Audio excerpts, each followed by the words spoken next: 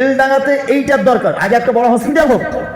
আর আমার বক্তব্য হচ্ছে বাবরি মসজিদ যদি হয় তা বেলডাঙ্গাতে হবে কেন?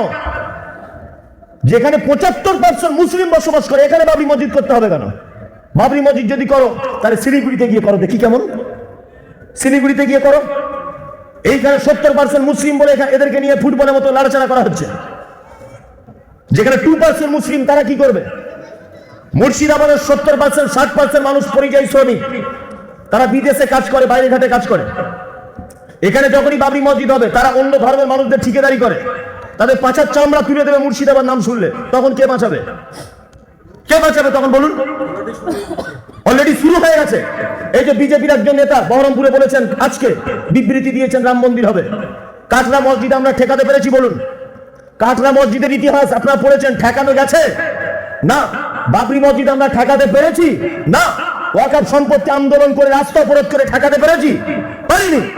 সরকারের বিরোধিতা করে প্রকাশ্যভাবে কোনোদিন কোনো কাজে জয়লাভ করা সম্ভব নয়। যদি বলছেন তারা অন্যায়কে সাপোর্ট করবেন আপনি, আমি অন্যায়কে সাপোর্ট করি না। তবে একটা কথা বলছি, জাতিকে নিয়ে আবেগ নিয়ে খেলা করবেন না, জাতির আবেগকে নিয়ে খেলা করবেন না। বেলডাঙ্গাতে অজস্র মসজিদ পড়ে আছে যেখানে ফজরে 3 জন নামাজি। পৃথিবীতে 3টে মসজিদে নামাজ পড়লে নেকি বেশি হয়, 3টে মসজিদে। কাবাতে নামাজ পড়লে নেকি বেশি হয় 2 রেকাতে 1 লক্ষ রেকাত। মসজিদে নববীতে নেকি বেশি হয়, মসজিদে আকসাতে নেকি বেশি হয়। আর পৃথিবীর কোন মসজিদে নামাজ পড়লে নেকি বেশি হয় না। কোন মসজিদে নামাজ পড়লে, বাবরি মসজিদে নামাজ পড়লে যে নাকি, বেগুন বাড়ির টিনের মসজিদে একই নাকি, একই নাকি। তাহলে আমার জাতির জন্য যেটা উপকার, আমার জাতির যেটা কল্যাণ হবে সেটা করতে হবে। 5 মিনিটের ইবাদত জন্য অনেক অজস্র মসজিদ পড়ে আছে এখানে, অজস্র মসজিদ পড়ে নেই।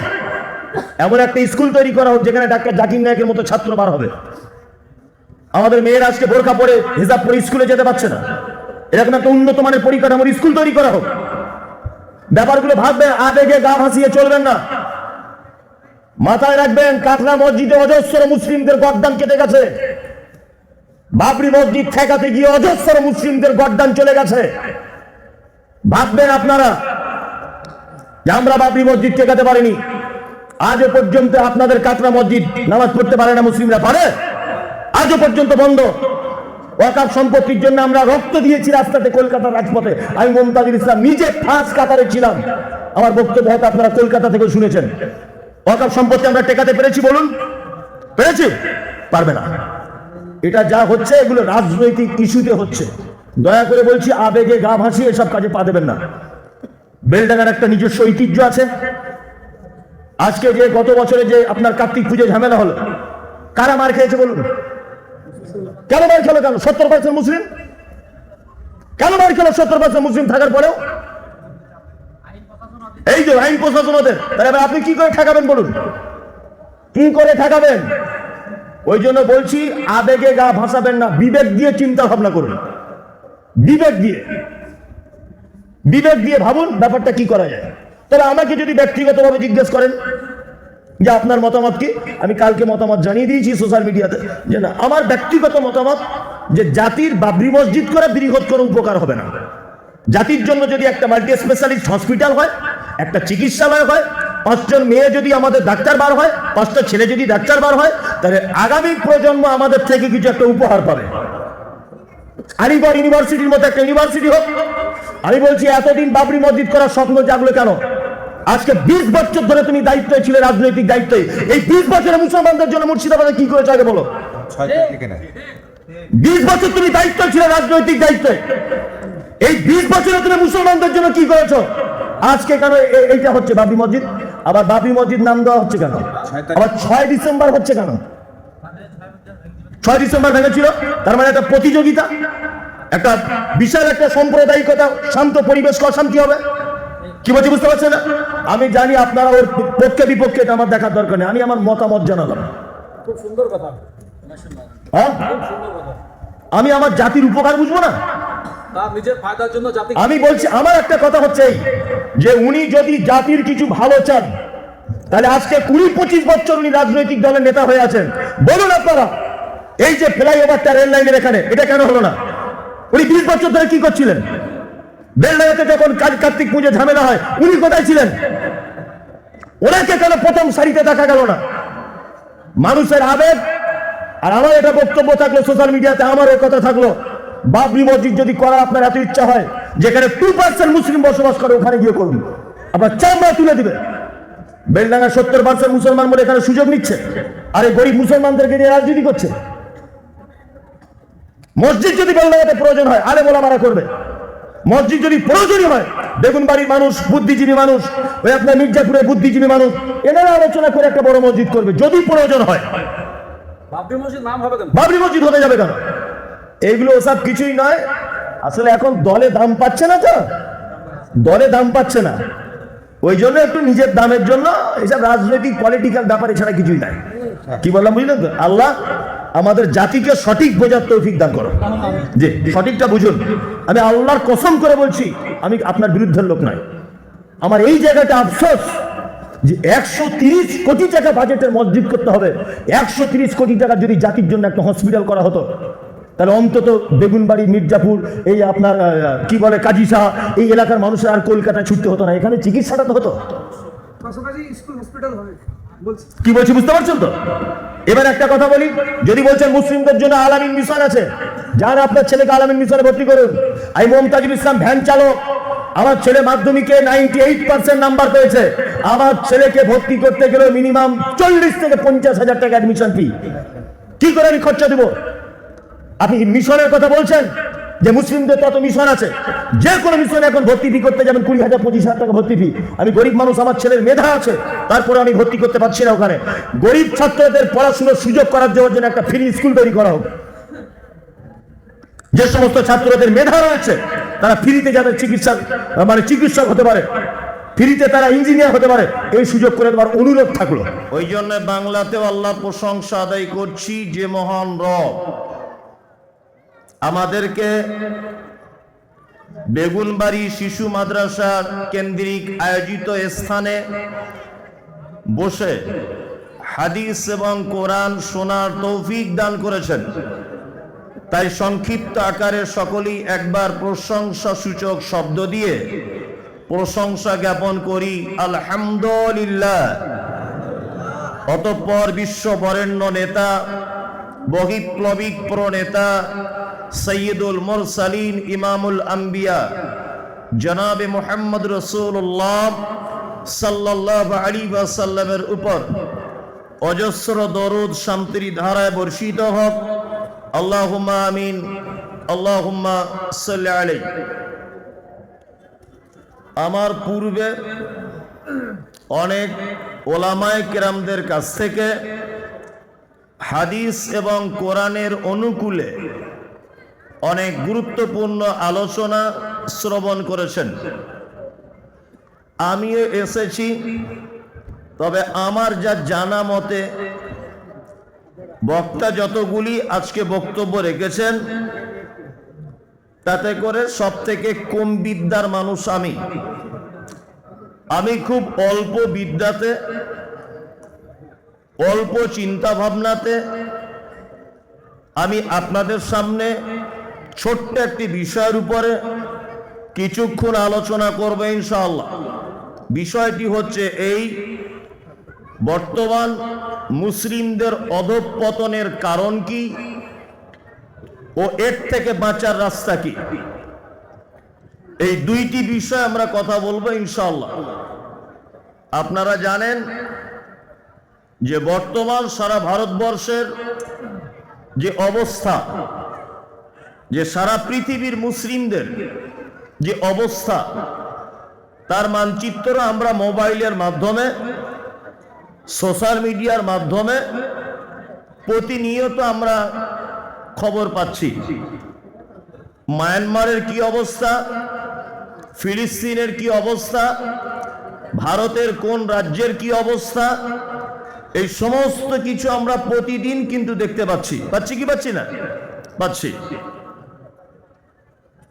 এর মূলে কারণটা কি এবং আমরা নিজেরা অধঃপতনের তলদেশে তলিয়ে যাচ্ছি কেন, এই কয়েকটা কথা আপনাদের সামনে বলবো। তবে আমি অনুরোধ করব, বেলডাঙ্গা মানে শিক্ষা নগরী। আমার জানা মতে মুর্শিদাবাদ জেলার একটি শিক্ষার কেন্দ্রবিন্দু বলা যেতে পারে বেলডাঙ্গাকে। আমি অনুরোধ করব সেই সমস্ত শিক্ষিত মানুষদের যে আমার কথা যদি গ্রহণযোগ্য মনে হয় আপনার কাছে, তাহলে আপনি গ্রহণ করিয়েন। আর যদি মনে হয় যে না, এটা অযুক্তিকর বিষয়, তাহলে আমাকে পরামর্শ দেওয়ার অনুরোধ করছি আপনাকে। এই ব্যাপারটি বলার আগে আমাকে ইসলামের প্রাথমিক পর্যায়ে চলে যেতে হবে যে আমাদের অধঃপতনের মূল কারণগুলো কি। এই নাজিম আলম সাহেব তো যা বলেছে, আমার তো আবার ঠোঁট কাটা লোক, আপনি জানেন। শুকনো মুড়ি কি জীবনে কি দেখেনি নাকি? এত কিছু মুড়ি নিয়ে চিল্লামিল্লি। আরে বাবা, মুড়ি দিয়েছে পরে খাবেন, এখনই চিবাতে হবে? মানে ধৈর্য নাই মানুষের। একটু পরে খাবেন, কিছুক্ষণ পরে খাবেন, কি আছে? হ্যাঁ, একটু পরেই খাবেন, একটু পরে খাবেন না, আর চিবাচিবি করিয়েন না, একটু পরে খাবেন। আর ধৈর্য ধরে শুনুন, দেখবেন আপনার অনেক উপকার হবে বলে মনে করি। আমি এবার আলোচনা শুরু করছি। এই বাবু, তুমি দাঁড়িয়ে না, এখানে বসো চুপচাপ, কেউ কোনো ডিস্টার্ব করিয়েন না। আর ডিস্টার্ব করলে লস আমার নয়, লস আপনার। কি বললাম বুঝলেন? ডিস্টার্ব করলে লস আপনার। আপনি উল্টো পাল্টা শুনবেন, তখন বিপদ হয়ে যাবে। আচ্ছা, আপনাদেরকে আমি কয়েকটা কথা জিজ্ঞাসা করি, খুব ভালোভাবে উত্তর দেবেন। বেলডাঙ্গার মানুষ তো, আপনারা উত্তর দিতে পারবেন, এটা আমি জানি। আচ্ছা, প্রথমে বলুন, ইসলামের ভিত কয়টি? 5টি। যদি বলছেন এটা আবার কোনো প্রশ্ন হলো? হ্যাঁ, এই তো বাচ্চা ছেলেরাও জানে, ছোটতে কবিতা পড়েছেন। হাদিসে কোন মহানবী, ইসলামের ভিত 5টি, কলেমা তাহার পহেলা কাজ, নামাজ তাহার পরটি, 3 নম্বরে রোজা আর জাকাত তাহার পরে, অবশেষ হজ এলো ভাই 5 নম্বরের স্তরে। শেখ হাফেজ আইনুল বারী আলিয়াবি সাহেবের লেখা একটি কবিতা, সালাফি বর্ণ পরিচয় নামক একটি বইয়ে ছোটতে পড়েছি। যাই হোক, ইসলামের ভিত তাহলে কটা? 5টা। যারা স্টেজে আছেন বিশেষ করে, এবং যারা শুভবুদ্ধি সম্পূর্ণ মানুষ, যথেষ্ট দেশ বিদেশ হাদিস কোরআনের জ্ঞান রাখেন, আপনাদের কাছে অনুরোধ করব যে আপনি আলোচনা শেষ করে তবে যাবেন, তার আগে আপনার ওঠা যাবে না। আর আপনি ওঠা মানেই ফিতনা সৃষ্টি হবে, পুরোটা যদি না শোনেন। ইসলামের প্রথম ভিত হচ্ছে লা ইলাহা ইল্লাল্লাহ, তাই তো? তারপরে একদম ভেত বাংলাতে বলছি যাতে আপনার সুবিধা হয়, নামাজ, তারপর রোজা বা সিয়াম, তারপর যাকাত, তারপর হজ, শেষ। মানে ইসলামের 5টি জিনিসের উপরে দাঁড়িয়ে আছে। ইসলাম এই 5টি জিনিসের উপরে কি দাঁড়িয়ে আছে? এবার আমরা ভিতরে একটু ঢুকবো, এই 5টি জিনিসটার ভিতরে একটু ঢুকি। 1, কলেমা লা ইলাহা ইল্লাল্লাহ। আচ্ছা, আপনাদের কারো জানা আছে যে পবিত্র আল কোরআনে লা ইলাহা ইল্লাল্লাহ এই শব্দটা কতবার উল্লেখ করা হয়েছে? কারো জানা নেই? এবার আমি বলি, 1 বার, মাত্র 1 বার। সূরা মুহাম্মদ আয়াত নাম্বার 19, আল্লাহ তাআলা বলছেন ফাআলাম আন্নাহু লা ইলাহা ইল্লাল্লাহ। তাহলে 1 বার কোরআন মাজিদে লা ইলাহা ইল্লাল্লাহটা ব্যবহার করা হয়েছে। কবার? 1 বার। নাম্বার 2, তারপর এলো নামাজ। এখন নামাজটা, এটা আমরা সবাই জানি, সালাত। আরবি শব্দ কি? সালাত।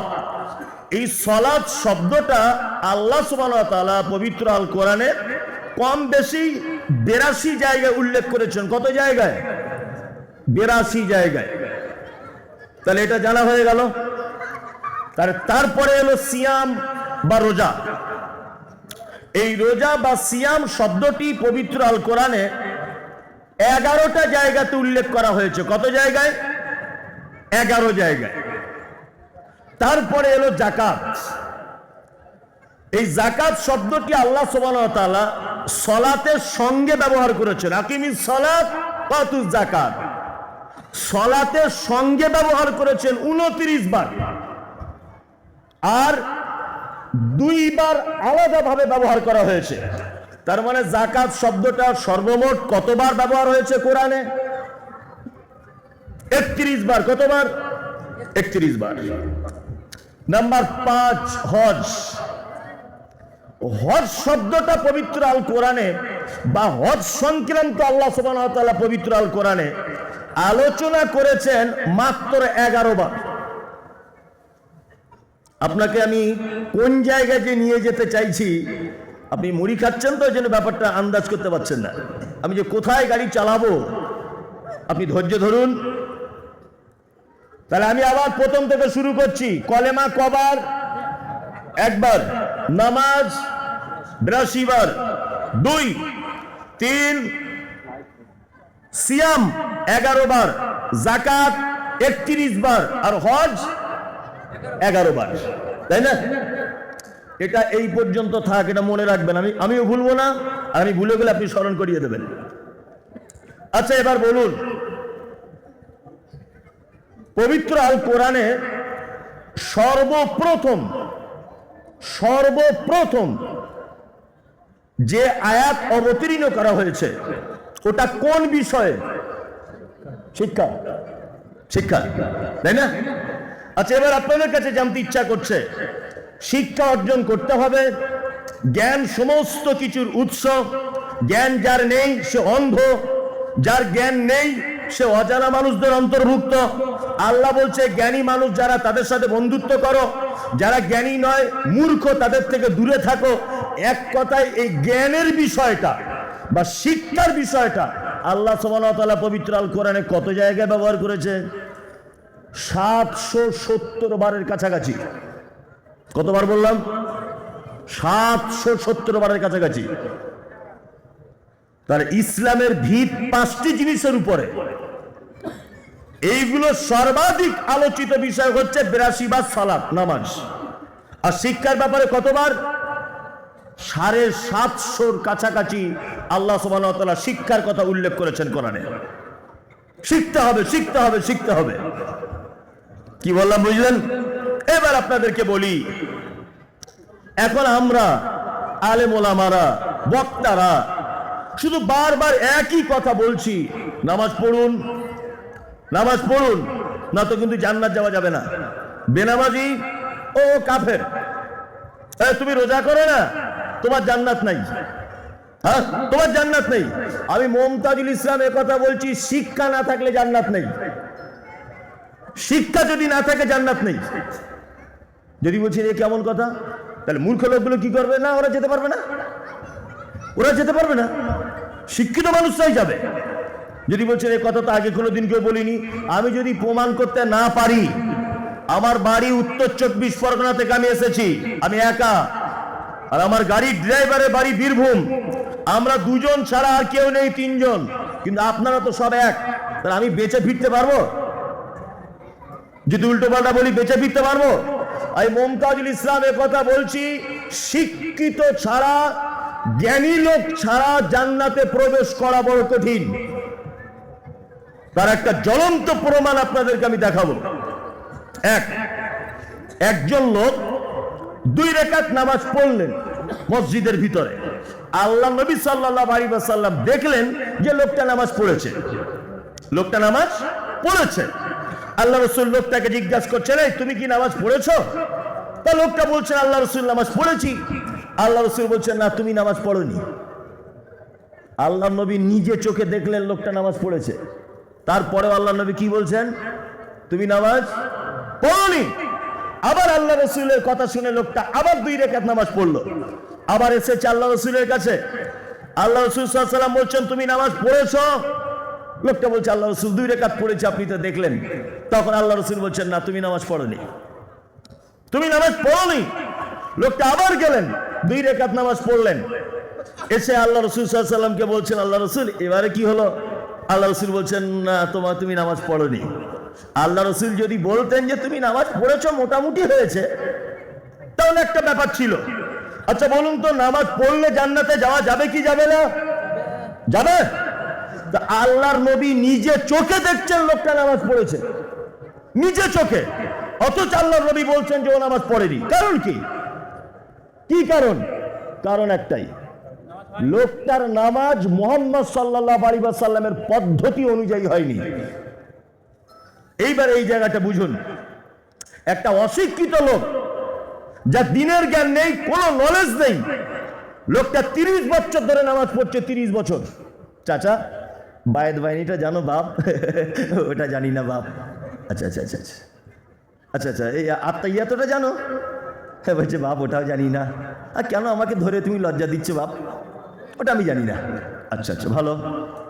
আচ্ছা এ মমতাজুল ইসলাম এসেছিল বেগুনবাড়িতে, হাদিস কোরআন শুনেছে, ওগুলো মনে আছে? বলছে বাপ কানে কম শুনি, কানে খুব কম শুনি বাপ, বয়স হয়েছে তো কানে কম শোনে, কিন্তু ওর বিরুদ্ধে কেউ কথা বলুক তাড়াতাড়ি শুনতে পেয়ে যাবে।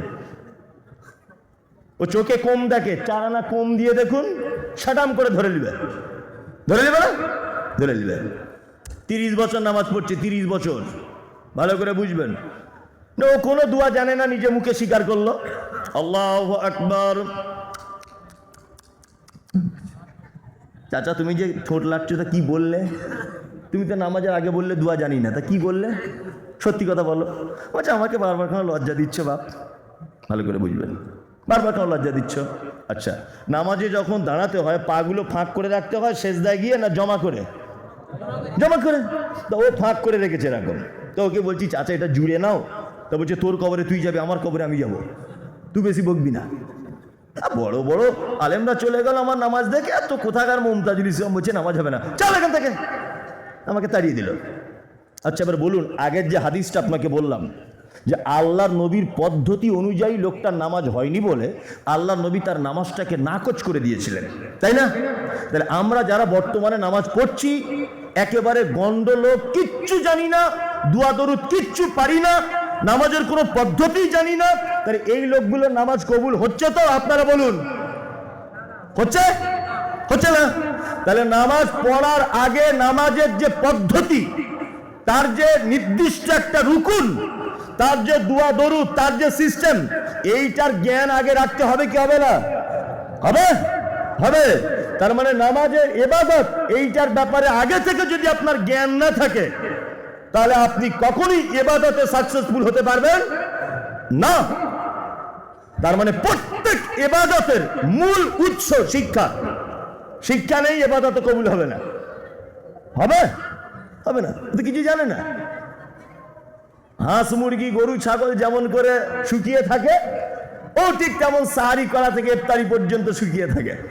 নিচে কথা বলে, আল্লাহর কসমও খায়, আর নানির কসমও খায়, আর গালাগালি তো শেষ নাই, ব্যবসা বাণিজ্য করে, মিথ্যা কথাও বলে। আল্লাহ তাআলা যে বলছেন, কি বলছেন?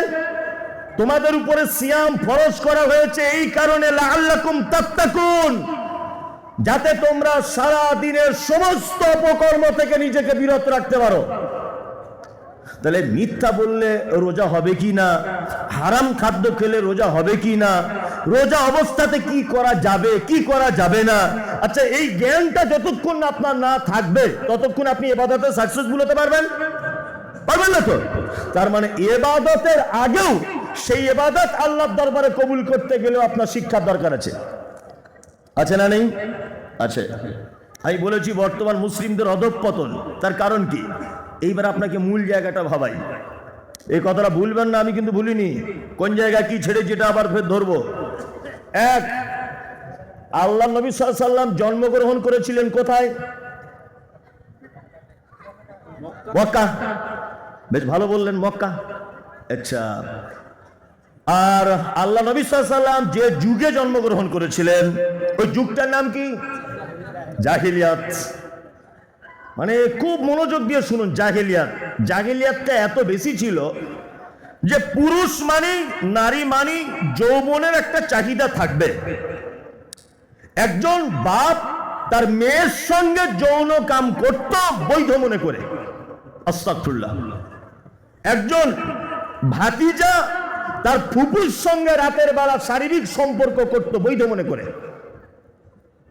মানুষ মারা গেলে তার মাথাটা কেটে মাথার খুলিতে মগজ বার করে তাতে মদ রেখে মদ পান করত। এতটাই জাহেলিয়াত ছিল। আর তখনকার দিনের সব থেকে ভয়ঙ্কর পাপ ছিল চারটা। এক নম্বর পাপের নাম হচ্ছে চক্র বৃদ্ধি হারে সুদ, 2 মদ পান, 3 ব্যভিচার, 4 গোত্তরীয় ঝামেলা, বংশে বংশে ঝামেলা। এই কথাটা মনে রাখবেন।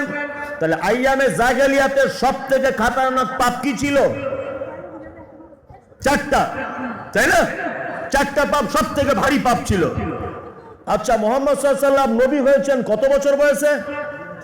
40 বছর বয়সে তিনি নবী হলেন। নবী হবার আগে থেকেই কিন্তু তিনি অতীব ভদ্র ছিলেন, কোমল হৃদয়ের মানুষ ছিলেন, নম্র স্বভাবের ছিলেন এবং অন্যের বিরুদ্ধে বলিষ্ঠ কণ্ঠে বক্তব্য রাখতেন। তিনি প্রতিবাদী শব্দ ব্যবহার করতেন। মক্কায় যখন এই পাপগুলো দেখা দিল আইয়ামে জাহেলিয়াতে, তখন আল্লাহ নবী সাল্লাল্লাহু আলাইহি ওয়াসাল্লাম কিছু যুবক ছেলেদেরকে একত্রিত করে একটা সংগঠন তৈরি করেছিলেন অন্যায়ের বিরুদ্ধে, জাতিকে বাঁচানোর জন্য। এই অন্যায়, অশ্লীলতা, পাপাচার থেকে মানুষকে টেনে আনার জন্য একটা সংগঠন তৈরি করেছিলেন। সংগঠনটির নাম হচ্ছে হিলফুল ফুজুল। ভালো করে বুঝবেন, কাদের নিয়ে খুলেছিলেন? যুবকদেরকে নিয়ে। আল্লাহ নবী সাল্লাল্লাহু আলাইহি ওয়াসাল্লাম সেই হিলফুল ফুজুল সংগঠনের প্রধান দায়িত্ব গ্রহণ করতেন। এবার বলুন, মুহাম্মদ সাল্লাল্লাহু আলাইহি ওয়াসাল্লাম লেখাপড়া জানতেন?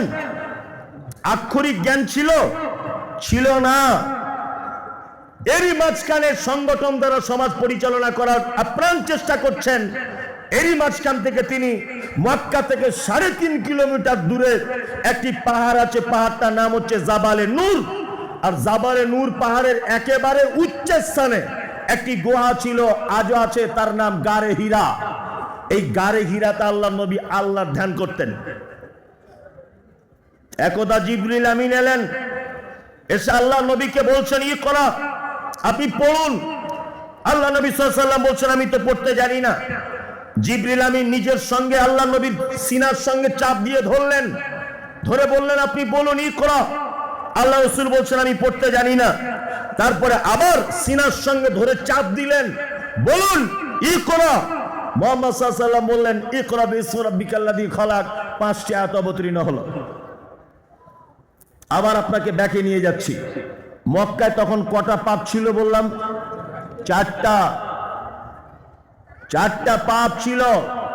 আল্লাহর নবী অন্ধকারে নিমজ্জিত জাতিকে সঠিক পথে আনার জন্য হিলফুল ফুজুল নামক সংগঠনের মাধ্যমে তিনি প্রচেষ্টা চালিয়ে যাচ্ছেন জাতিকে কিভাবে পাপ থেকে বাঁচানো যায়, তাই না? আর এর মাঝখানে কোরআনের আয়াত অবতীর্ণ হচ্ছে, আপনি পড়ুন। এর মাঝখানে তার মানে আল্লাহ তো কোরআনে এটা অবতীর্ণ করতে পারতেন মদ হারাম, আল্লাহ তো এটা বলতে পারতেন ব্যভিচার হারাম, আল্লাহ তো এটা বলতে পারতেন চক্র বৃদ্ধি হারে সুদ হারাম, আল্লাহ তো এই আয়াত প্রথম অবতীর্ণ করতে পারতেন গোত্তরীয় ঝামেলা হারাম। আল্লাহ সমস্ত কথা কেটে দিয়ে বলছেন, ইকরা, নবী আপনি পড়ুন, পড়ুন। আপনি যে সমাজ সংশোধন করার চেষ্টা চালাচ্ছেন, কখনো নিরক্ষর মানুষ দ্বারা সমাজ সংশোধন করা সম্ভব নয়। আপনি আগে নিজে লেখাপড়া শিখুন, আপনি জ্ঞান অর্জন করুন, তারপরে জাতিকে অন্ধকার থেকে টেনে আলোর দিকে আনুন। তার মানে একটা জাতিকে পরিবর্তন করতে গেলে, একটা জাতির অধঃপতনের তলদেশ থেকে টেনে তুলতে গেলে সর্বপ্রথম যে অস্ত্র আল্লাহ সুবহানাহু ওয়া তাআলা ব্যবহার করেছেন তার নাম শিক্ষা। শিক্ষা ছাড়া কোন জাতির পরিবর্তন আসতে পারে? আসতে পারে না, কখনো আসতে পারে না।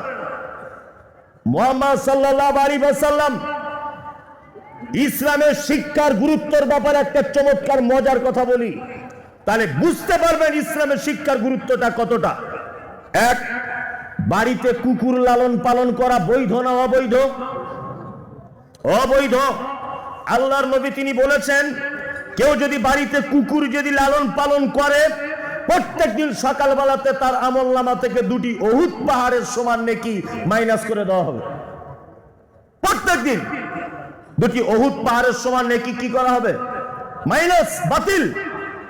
কিন্তু আল্লাহর নবী বলছেন ওই কুকুর, যে কুকুর মালিককে দেখলে ডাকে না, অন্য লোককে দেখলে কামড়াতে যায়। মালিকের স্ত্রীর মুরগি দেখলে ধরতে যায় না, অন্য জনের মুরগি পেলে ধরে। মালিকের ছেলেকে চেনে, অন্য ছেলেকে দেখলে কামড়াতে যায়। এক কথায় ট্রেনিং প্রাপ্ত কুকুর, যাকে শিক্ষা দেওয়া হয়েছে। ইসলাম বলছে কুকুর বাড়িতে রাখলে প্রত্যেক দিন 2টা উহুদ পাহাড়ের সমান নেকি মাইনাস করে দেওয়া হবে। কিন্তু মুহাম্মদ সাল্লাল্লাহু আলাইহি ওয়াসাল্লাম বলছেন শিক্ষিত কুকুর, যাকে তার মালিক ট্রেনিং দিয়েছে, এই রকম কুকুর তোমার ধানের জমি পাহারাদারের জন্য, তোমার পোল্ট্রির ফার্মটা পাহারা দেওয়ার জন্য, তোমার ছাগলের গোয়াল ঘর পাহারা দেওয়ার জন্য, তোমার আমের বাগান পাহারা দেওয়ার জন্য, তোমার বাড়ির সিকিউরিটির কাজে তুমি লাগাতে পারবে, বৈধ চলবে, কোনো সমস্যা নেই। তার মানে মুহাম্মদ সাল্লাল্লাহু আলাইহি ওয়াসাল্লাম শিক্ষিত কুকুরকে পর্যন্ত সম্মানের চেয়ারে দিয়েছেন। শিক্ষিত কুকুরকে পর্যন্ত তিনি ডাস্টবিন থেকে তুলে এনে সম্মানের চেয়ারে বসিয়েছেন। তুমি কেন? মালিকের মাল কোনটা জানো আর অপরের মাল কোনটা চেনো, তোমার ভিতরে হিতাহিত জ্ঞান আছে।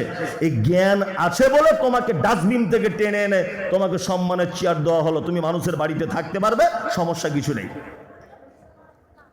কিচ্ছু সমস্যা নেই। এবার আপনাদেরকে আর একটা কথা বলি।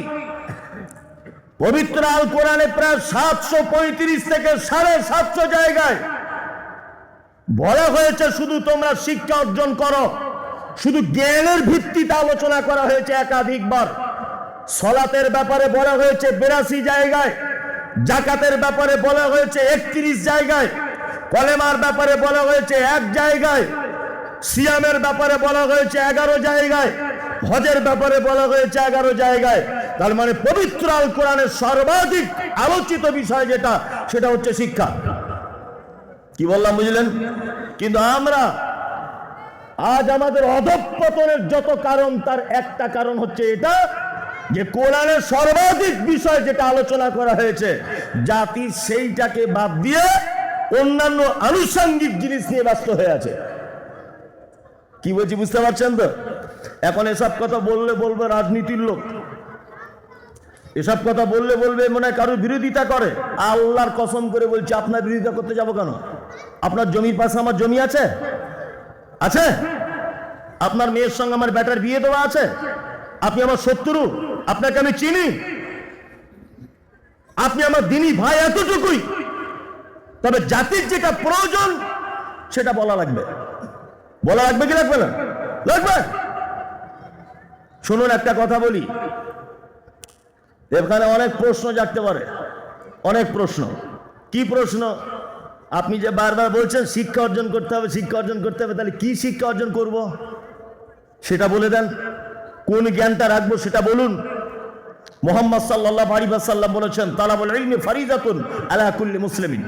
প্রতিটা মুসলিম নরনারীর জন্য জ্ঞান অর্জন করা কি অপরিহার্য, বাধ্যতামূলক। এবার এখানে একটা প্রশ্ন জাগে, আমরা আলেম ওলামারা সারা জীবন বলে এসেছি ছেলেকে মাদ্রাসায় পড়াও, 10 বছর পরে পাগড়ি পাবে, এইটা ফরজ। আমি মমতাজুল ইসলাম বলছি এটা নয়, এটা নয়, এটা আদৌ নয়। ঘটনা কি? ঘটনা হচ্ছে ইসলামের বেসিক জিনিসগুলো যেগুলো প্রয়োজন।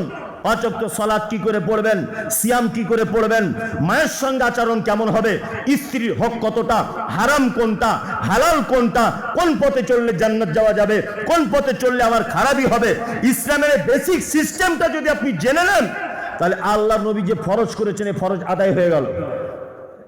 তারপরে এবার আপনি এমবিবিএস হন, এফআরসিএস লন্ডন হন, আপনি মাস্টার্স করুন, আপনি ডাক্তারবাবু হন, আপনি অ্যাডভোকেট হন, আপনি অনেক কিছু হন, কোনো সমস্যা নেই।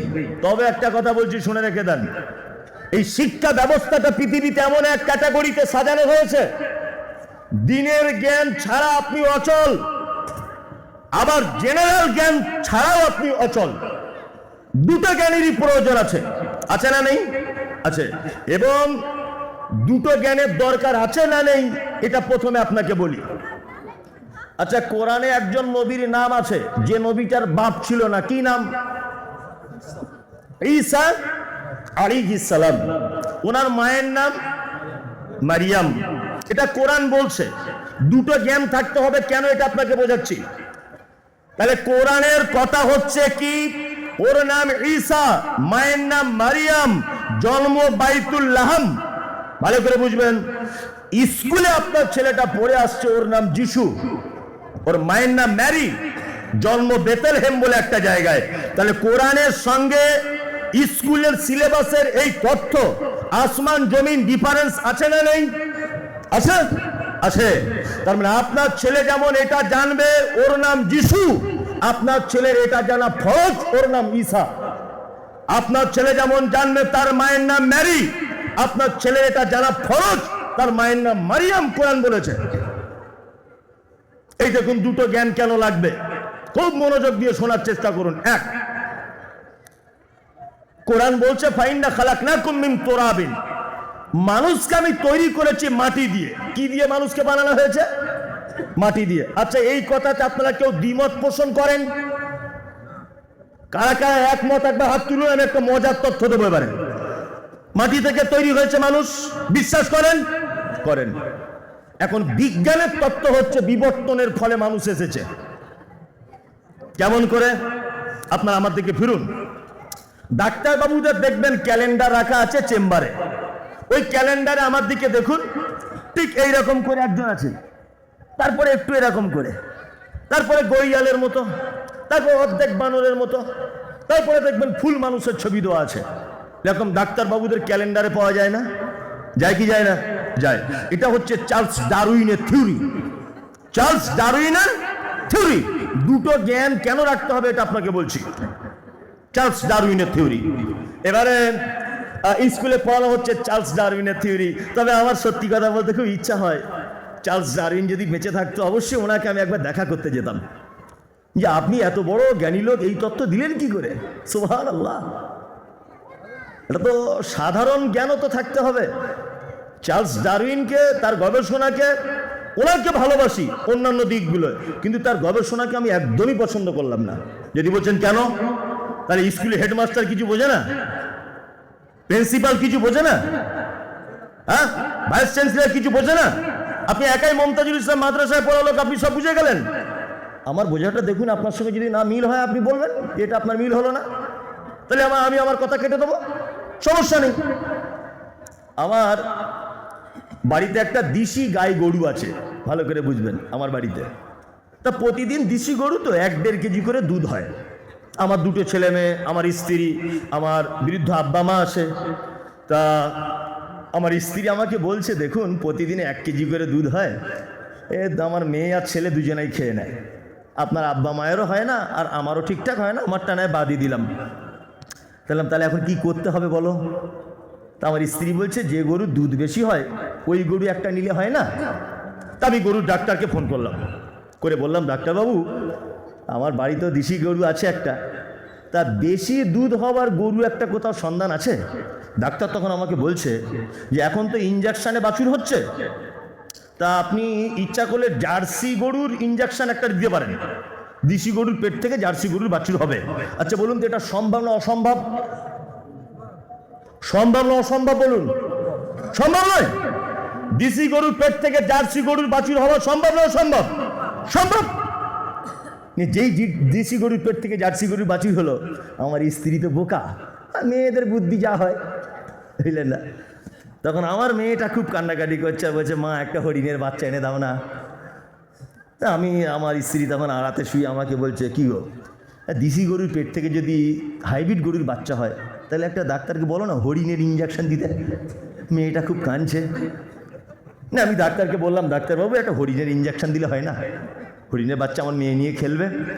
তখন ডাক্তার আমাকে বলছে, আপনি এত বড় জ্ঞানী লোক আর এই মূর্খের মতো কথা বলছেন, এটা কি কোনোদিন সম্ভব? গরুর পেট থেকে কোনোদিন হরিণ হয়? বলুন, আপনাকে আমি একটা প্রশ্ন করতে চাইছি। চার্লস ডারউইন যে থিওরি দিয়েছে, আল্লাহু আকবার, কত বড় ভুল থিওরি। সেটা কি? গরুর পেট থেকে অস্ট্রেলিয়ান গরু হবার মেশিনপত্র আছে, বার করতে পারবে। দেশি গরুর পেট থেকে ভিয়েতনামের গরুর বাছুর বার করা সম্ভব। দেশি গরুর পেট থেকে হাইব্রিড গরুর বাছুর পাওয়া সম্ভব, কিন্তু গরুর পেট থেকে হাতির বাচ্চা, হরিণের বাচ্চা কিয়ামতের আগের দিন পর্যন্ত সম্ভব নয়, কোনদিন সম্ভব নয়। চার্লস ডারউইনের থিওরি 200 বছর আগেকার, বিবর্তনের পরিবর্তে মানুষ এসেছে পৃথিবীতে। চার্লস ডারউইনের মতবাদ যারা পড়ান, এবং চার্লস ডারউইন এখন বেঁচে নেই, আমি ওনার কবর পর্যন্ত তার পৌঁছানোর সিস্টেম নেই, তারপরও জাতিকে কথা বলতে চাইছি, 200 বছর আগেকার এই বিবর্তনের পদ্ধতি যদি চার্লস ডারউইন জাতির সামনে যদি পেশ করে, আর সেটা যদি এখনো 2025 সালে স্কুলে যদি পড়ানো হয়, তাহলে 200 বছর আগে থেকে সুন্দরবনের বাঁদরগুলো একটা মানুষ হলো না কেন? একটা মানুষ হলো না কেন? মানুষ হবার দরকার ছিল কি ছিল না? সুন্দরবনে যত বানর আছে, এই বানরগুলো 2-5টা মানুষ হওয়া দরকার ছিল কি ছিল না? তার মানে এ তত্ত্ব ভুল। তাহলে কোরআনের সঙ্গে বিজ্ঞানের, চার্লস ডারউইনের থিওরি একেবারে আসমান জমিন ডিফারেন্স আছে না নেই? আছে। তার মানে বুঝে নিতে হবে, আপনার ছেলে যদি শুধু জেনারেল লাইনে পড়াশোনা করে, হাদিস, কোরআন, ইসলামিক জ্ঞান তার ভিতরে না যদি থাকে, ও বেঈমান অবস্থায় মারা যাবে, কারণ ও জানবে ওর নাম যিশু, মায়ের নাম ম্যারি। কোরআন বলছে ওর নাম ঈসা, মায়ের নাম মারিয়াম। দুটো শিক্ষারই প্রয়োজন আছে না নেই? আছে, আছে। এইবার একটা কথা বলবো, কি বলবো, সেটা হচ্ছে আরো মজার বিষয়। যদি বলছেন দুটো জ্ঞানের প্রয়োজন কেন, আমার এই কথা শুনে অনেক আলেম ওলামারা ভাববেন তাহলে মানে মাদ্রাসাগুলো এবার গেল, এ যা করতে শুরু করেছে। শুনুন একটা কথা বলি, কোরআনের জ্ঞান আপনাকে জান্নাতে নিয়ে যাবে। ভালো করে বুঝবেন জ্ঞানী মানুষেরা, কোরআনের জ্ঞান কোথায় নিয়ে যাবে? জান্নাতে। ধরে নেন কলকাতায় জান্নাত আছে, আপনি ধরে নেন কোথায় জান্নাত? কলকাতায়। কলকাতায় জান্নাত আছে, এবার আপনি জান্নাতে যাবেন। আচ্ছা, যাবার জন্য তো কোনো উপকরণ দরকার, দরকার না? বেলডাঙ্গা থেকে আপনাকে বাস ধরতে হবে, নয় ট্রেন ধরতে হবে, নয় সাইকেলে যেতে হবে, নয় 4 চাকা যেতে হবে, নয় মোটর সাইকেলে যেতে হবে। হবে কি হবে না? হবে। এইগুলো হচ্ছে কলকাতার জান্নাত পর্যন্ত পৌঁছানোর উপকরণ। এই উপকরণ ছাড়া আপনি কলকাতায় পৌঁছাতে পারছেন না। তা কোরআনের জ্ঞান হচ্ছে জান্নাতে যাবার রাস্তা একেবারে শেষ, কিন্তু সেই রাস্তায় যাবার উপকরণ হিসাবে দুনিয়ার জ্ঞান বাধ্যতামূলক অর্জন করতেই হবে। বিশাল বড় সাইকুল হাদিস আমি বুখারী পড়াই, ভালো করে বুঝবেন, আমি বুখারী পড়াই। ধরে নেন 20 বছর বুখারী পড়াচ্ছি, পাশের গ্রামের একটা মেয়ের কিডনিতে পাথর, কিডনিতে পাথর। আচ্ছা বলুন তো, একটা বুখারী পড়ানো মাওলানার পক্ষে সম্ভব এই পাথরটা টেনে বার করার? বলুন, অসম্ভব। তা বার করবে কে? ডাক্তার, তাই না? তো ডাক্তার কোন জ্ঞানে শিক্ষিত, কোন জ্ঞানে গুণান্বিত? জ্ঞান। তাহলে দুটোই জ্ঞান আমার দরকার হচ্ছে কি হচ্ছে না? হচ্ছে না? হচ্ছে। আমরা দুটো জ্ঞানই অর্জন করব, তাই না? কিন্তু আমাদের বড় দুঃখ, খুব বড় আফসোস, আল্লাহ কোরআন মাজিদে দুঃখ করে বলেছেন, ইন্না আরাজনাল আমানাতা আলাস সামাওয়াতি ওয়াল আরদ ওয়াল জিবাল ফাআবাইনা আন ইয়াহমিলাহা ওয়া আশফাকনা মিনহা ওয়া হামালাহাল ইনসান ইন্নাহু কানা যালুমান জাহুলা। আল্লাহ বলছে কোরআন অবতীর্ণ করতে চাইলাম আসমানের কাছে, আসমান বলল আল্লাহ এত গুরুত্বপূর্ণ দায়িত্ব আমার পক্ষে সম্ভব নয়।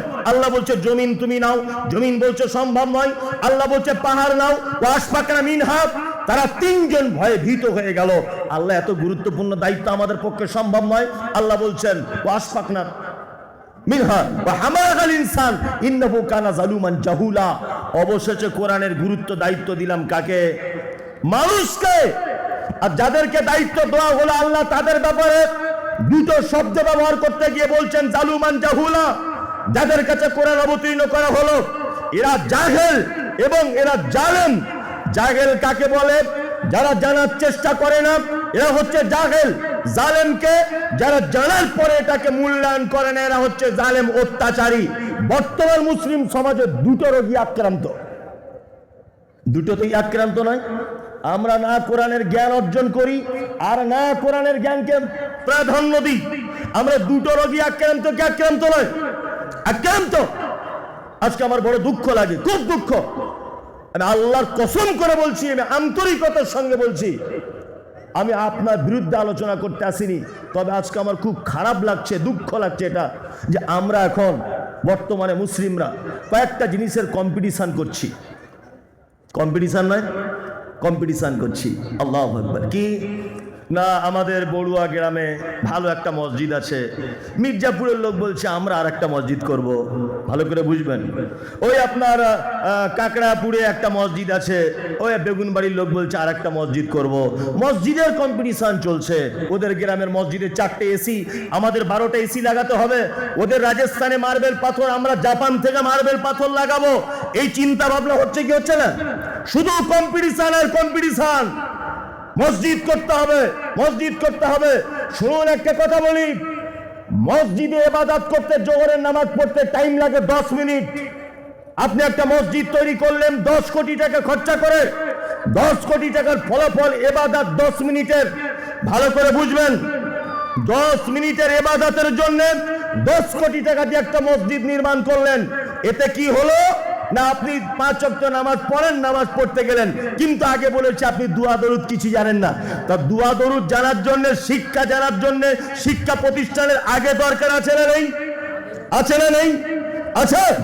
তার মানে এই জাতির সামনে সর্বপ্রথম যেটা আমাদেরকে ফেস করতে হবে, বড় বড় শিক্ষা প্রতিষ্ঠান। আজকে আপনারা জানেন যে আজকে ইহুদি দেশ আছে পৃথিবীর, একটা দেশ ইহুদি, তার নাম ইসরায়েল।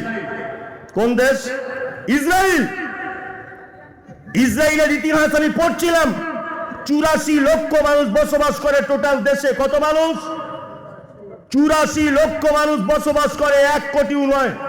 আমরা পশ্চিম বাংলায় মানুষ বসবাস করি মাত্র 13 থেকে 13.5 কোটি মানুষ। আর ইসরায়েল টোটাল দেশটাতে লোক বসবাস করে 84 লক্ষ। সারা পৃথিবীকে তারা কাঁপিয়ে দিচ্ছে, সারা পৃথিবীকে। কারণ কি বলুন তো? সারা পৃথিবীতে কাঁপিয়ে দেবার একটাই কারণ, ইসরায়েলের মাটিতে 98.5% মানুষ শিক্ষিত, এবং 5 বছর থেকে 18 বছর বয়স পর্যন্ত যদি ছেলেটা স্কুলে না যায়, তার বাপ মাকে প্রত্যেক মাসে জরিমানা বহন করতে হয়। 5 বছর থেকে 18 বছর বয়স পর্যন্ত প্রত্যেক ছেলে মেয়েকে শিক্ষা অর্জন করা কি বাধ্যতামূলক, করতেই হবে। তার মানে মুসলিম জাতির অধঃপতনের এটা একটা কারণ যে আমাদেরকে একাধিক জায়গায় যে বিষয়টা বলা হয়েছে সেইটা থেকে দূরে এসে আমরা আনুষঙ্গিক বিষয় নিয়ে ব্যস্ত হয়ে পড়েছি। কি বলছি বুঝতে পারছেন? সমাজে শিক্ষার অভাব আছে, অভাব আছে না নেই? আল্লাহু আকবার। আল্লাহ কোরআন মাজিদে কি বলেছেন? কুল হাল ইয়াস্তাবিল্লাযীনা ইয়ালামুনা ওয়াল্লাযীনা লা ইয়ালামুন। যারা জানে আর যারা জানে না এরা সমান, এক না আলাদা? আলাদা। আল্লাহ কোরআন মাজিদে বলছেন কুল হাল ইয়াস্তাবিল আমা ওয়াল বাসীর ওয়াজ যুলুমাতি ওয়ান নূর। যারা জ্ঞান নেই এরা অন্ধ লোক, আর যাদের জ্ঞান আছে এরা চোখওয়ালা লোক। যাদের জ্ঞান আছে তারা কি? চোখওয়ালা লোক, আর যাদের জ্ঞান নেই তারা অন্ধ লোক।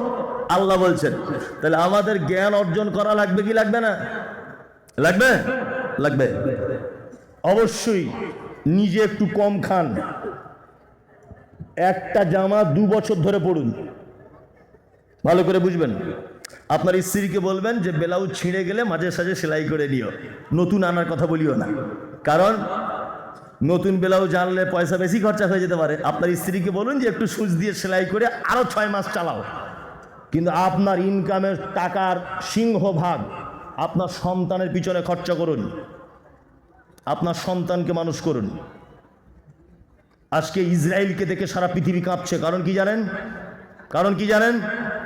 কারণ হচ্ছে তারা শিক্ষার হারে এগিয়ে এবং আবিষ্কারে পৃথিবীর 2 নম্বরের স্থানে রয়েছে। তারা কি আবিষ্কার করেনি বলুন? তারা এই 84 লক্ষ মানুষের ভিতরে কি আবিষ্কার, কি এমন আবিষ্কার করেনি তারা বলুন? আজকে সারা ভারতবর্ষের অবস্থা আপনি দেখুন, সারা ভারতবর্ষে তাকিয়ে দেখুন। 15 বছরের ছেলে রাজমিস্ত্রি কাজ করছে, বিড়ি টানছে, স্কুলে যায় না। স্কুলে যাচ্ছে? যায় না।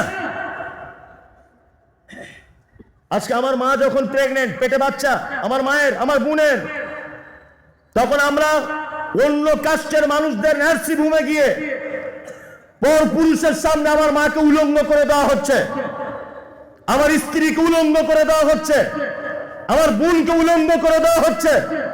অথচ জাতি ভাবলো না যে মুসলিম কমিউনিটির মধ্যে, মুসলিম উম্মার ভিতরে ভালো একটা মাল্টি স্পেশালিস্ট নার্সিং হসপিটাল তৈরি করা হোক, যেখানে বোরকা পরিহিত অবস্থায় মুসলিম মহিলা ডাক্তাররা থাকবেন, আমার মা নিরাপদে থাকবে, আমার স্ত্রী নিরাপদে থাকবে, আমার বউ নিরাপদে থাকবে, আমার বেটি নিরাপদে বাচ্চা জন্ম দিবে। এই চিন্তা ভাবনা কবে আসবে? কবে আসবে এই চিন্তা ভাবনা? পবিত্র আল কোরআনের 700 জায়গার কাছাকাছি বলা হয়েছে জাতি তুমি শিক্ষা গ্রহণ করো, শিক্ষা গ্রহণ করো। এইটার ব্যাপারে জাতির চিন্তা ভাবনা নেই, শুধু আজে বাজে জিনিস নিয়ে মাথার ভিতরে ঘুরছে, সেই সমস্ত জিনিস নিয়ে আবেগে ছুটছে, বিবেক দিয়ে নয়।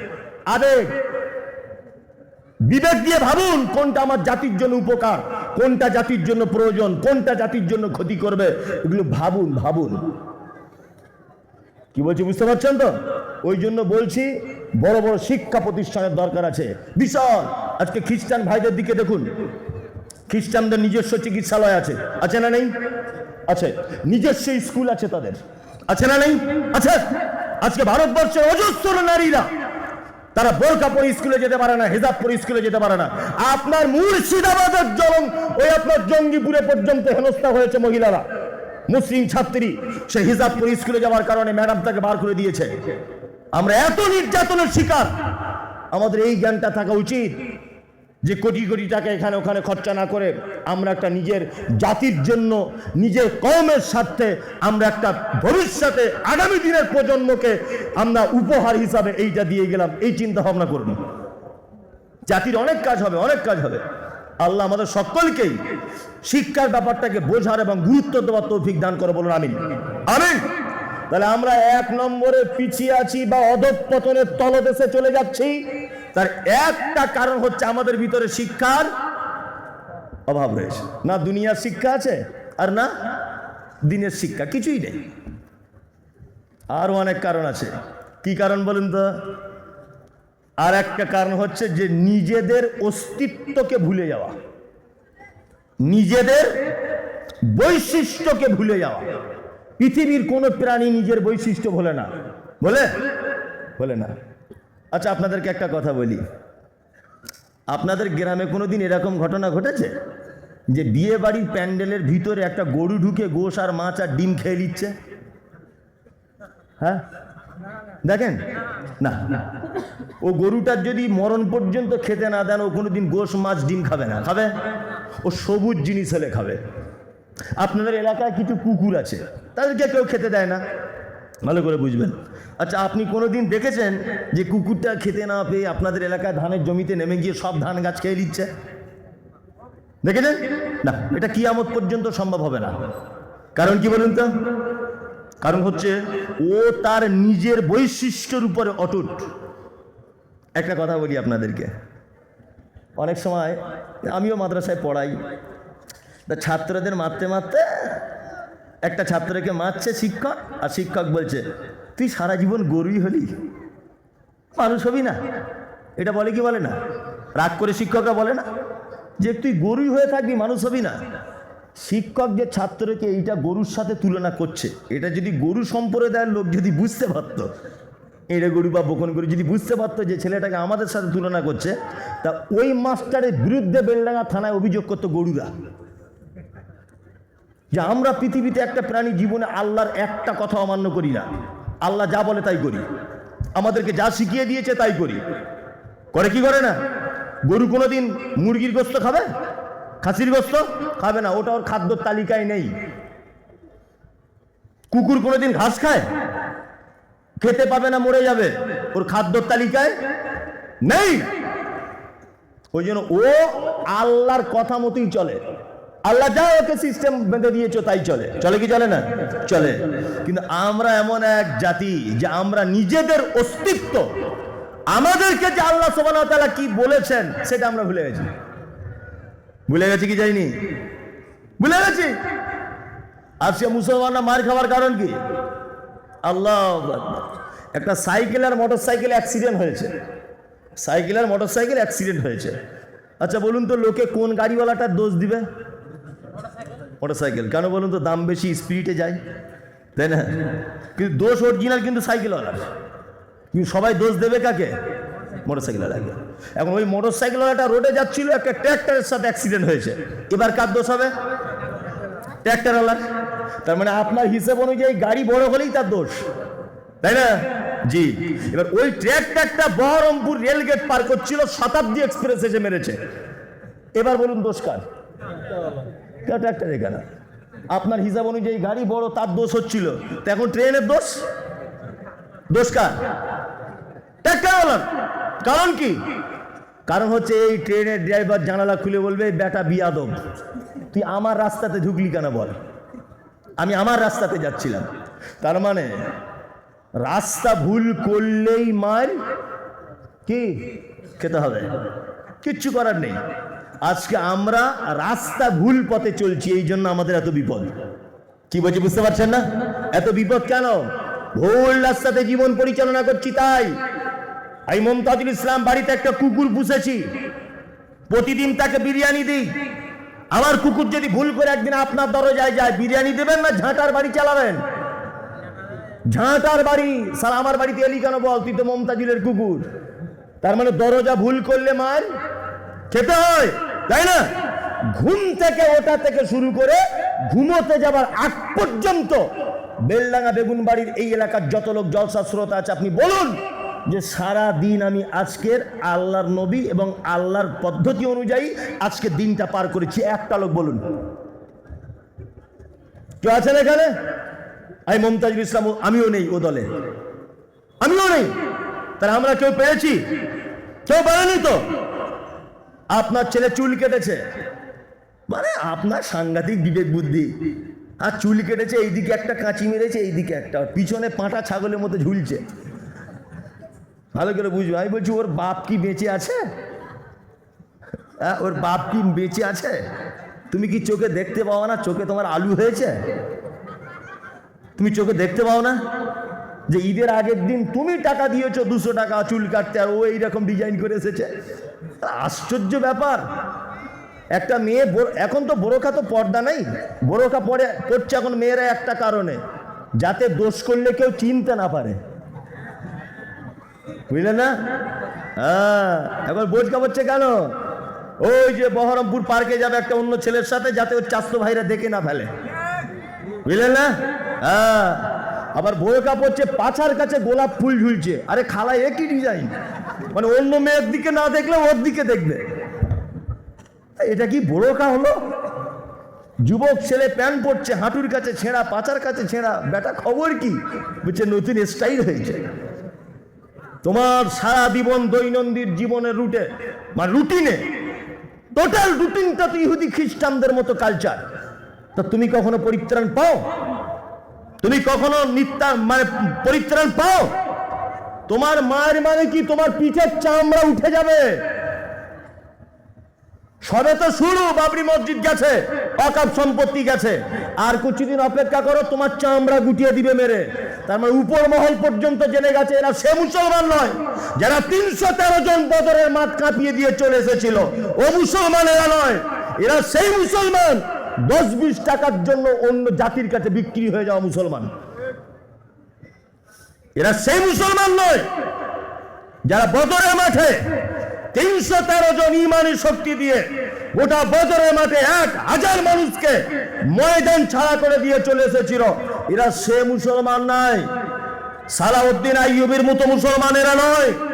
এরা সেই মুসলমান যারা রাতের অন্ধকারে একটা শাড়ির বিনিময়ে ভোট বিক্রি করে দেয়। এরা সেই মুসলমান, এরা সেই মুসলমান, ইমানও বিক্রি করে দিবে এরা। কি বলছি বুঝতে পারছেন তো? নিজেদের অস্তিত্ব টিকিয়ে রাখুন। পৃথিবীর কোন জাতি তার অস্তিত্ব হারায় না, শুধু আমরা হারাই। অবাক করা ব্যাপার। ক্রিকেট একটা প্লেয়ার আছে, আমি নাম জানি না, ওই কি বলে স্পিনার না কি বল করে, মাথায় পাগড়ি বাঁধতো, ভারতের কি নাম? হরভজন সিং, তাই না? আগে দেখেছি যখন মাদ্রাসায় পড়তাম, দেখিনি তা বলবো না, দেখেছি খেলাটোলা, যে এখন আর সব মাথাতে নেই। হরভজন সিং, হরভজন সিং পাগড়ি বেঁধে মাথায় নামে, দেখেছেন? পাগড়ি বাঁধা থাকে না কেন? পাগড়ি বাঁধে কেন? পাঞ্জাবি, ও তার বৈশিষ্ট্য বজায় রেখেছে না? হরভজনের দেখবেন হাতে বালা লাগানো আছে, আছে না নেই? কারণ কি? ওর ধর্মীয় রীতিনীতি, হাতে বালা পরে থাকতে হবে, মাথায় পাগড়ি পরে থাকতে হবে। ইন্টারন্যাশনালে ক্রিকেট প্লেয়ার সে পর্যন্ত এটা মেনে চলছে। আর তুমি মুসলমান, তোমাকে বলছি চাচা দাড়ি রাখো, বলছি কুটকুট কুটকুট করে মনি সাহেব। আমার বউ বলে কাতুকুতি লাগে কেমন কেমন, আর না রাখলেই সুবিধা হয়। তুমি এত বড় বড় বড় মুসলমান, সারা পৃথিবীর মানুষ হরভজন সিংকে দেখছে মাথায় পাগড়ি পড়া অবস্থায়, হাতে বালা পড়া অবস্থায়, সে তার ধর্মীয় রীতিকে বজায় রেখেছে। তুমি মুসলমান এত বড় বোকা, তুমি দাড়ি কেটেছে বলছো আমার কুটকুট করে। আমাদের বউদের কুটকুট করে না? আমাদের কুটকুট করে না? আমার বউদের অসুবিধা হয় না? এই তুমি তোমার অস্তিত্বকে হারিয়ে ফেলেছো। তুমি যে মুসলিম এইটা তুমি নিজে ভুলেছ, এবং উপর মহল এটা বুঝতে পেরে গেছে মুসলমান সে মুসলমান নয়। ওই জন্য আজকে মাত্র সুবিধা হচ্ছে। কি বলছি বুঝতে পারছেন তো? আমি জানি আমার কথা আপনার হয়তো জ্বলন হতে পারে, রাগ হতে পারে। রাগ হলেও তো গোলাম হোসেন কিছু নাই, এখন এনে ফেলেছে কমিটি, বলতেই হবে। কি বলছি বুঝতে পারছেন না? তবে কথা যেগুলো বলছে আপনার কাটার ক্ষমতা আছে, যে এই কথাটা আমি একটু কেটে দিই, অত সহজ নয়, অত সহজ নয়। বাস্তব আমরা এমন মুসলিম নিজের অস্তিত্ব হারিয়ে ফেলেছি। ওই জন্য নিজেদের অস্তিত্বকে ধরে রাখুন, নিজের ঐতিহ্যকে ধরে রাখুন, নিজের ব্যক্তিত্বকে ধরে রাখুন। আজকে সারা পৃথিবীর এটা ইতিহাস, সারা পৃথিবীর ইতিহাস এটা। আইয়ামে জাহেলিয়াত, অন্ধকারে নিমজ্জিত জাতি, দুইটা কেতাবের অনুসরণ করে তারা পৃথিবীর একেবারে স্বর্ণোজ্জ্বল লেখা ইতিহাসের পাতার প্রথম পৃষ্ঠারে তাদের নাম চলে এসেছে। আল্লাহ সুবহানাহু ওয়া তাআলা তাদের শ্রেষ্ঠত্ব বর্ণনা করতে গিয়ে পবিত্র আল কোরআনে পর্যন্ত বলেছেন, আনআমাল্লাহু মিনান নাবিয়্যিনা ওয়াস-সিদ্দীকিনা ওয়াস-শুহাদা'i ওয়াস-সালিহিন।